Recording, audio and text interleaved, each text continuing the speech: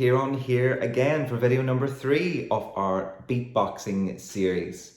Now so far we've learned some basic rhythms, we've learned different sounds, the kick drum, the hi-hat, the snare and the crash cymbal. And essentially that's your toolkit for creating all the rhythms that you need while you're doing vocal percussion. Today we're going to talk about evolving those sounds, using high frequencies, low frequencies, changing the shape of your mouth to suit the song itself. But first, I want to talk to you about time signatures. Now, what's a time signature? A time signature is how many beats are on each bar of whatever song you're singing. So the basic rhythm we do is the time signature for that is 1, 2, 1, 2. But that won't work for everything. I want you to pay attention to the music that you're performing and make sure you know whether it's in 2 or 4 or 3 or even 6. Aim to put the kick drum on the first beat of each bar. And if we're in 2,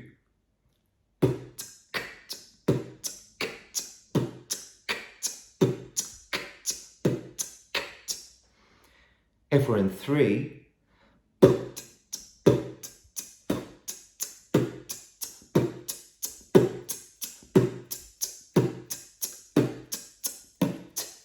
or you can practice it more slowly than that if you like.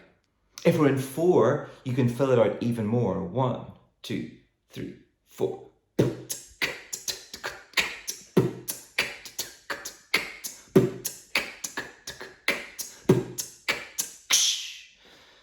And so on.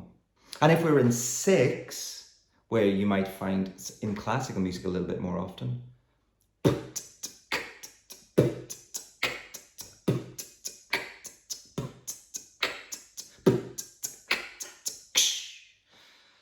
and so on. So make sure that you evolve your rhythms and your drum fills according to the music that you're singing. Because if you're drumming in 4 and the choir singing in 3, it's not really going to work out too well. We've already spoken about creating slightly different sounds on the snare and the kick drum.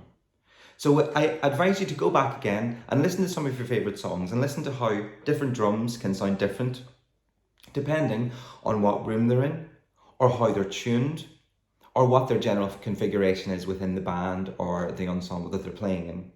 Generally, as vocal percussionists, we can create different sounds by opening our mouth or closing it, or making more space at the back of our mouths. So for example, on the snare sound, we can go to create a tight, almost electronic sound. Or we can really close our mouth and create a more tight rock sound. So I want you to practice with different sounds.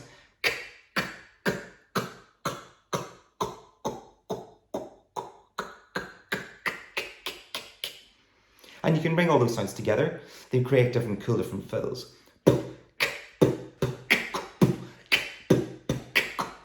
And so on. Similarly with the hi-hat.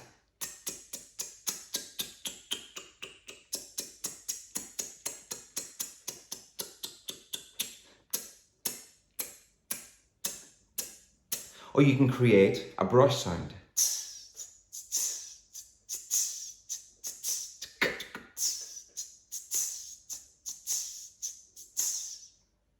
So experiment with all of those sounds, listen to other beatboxers, listen to other drums, and experiment with those sounds and see what sound exactly you want to create within the music that you're beatboxing.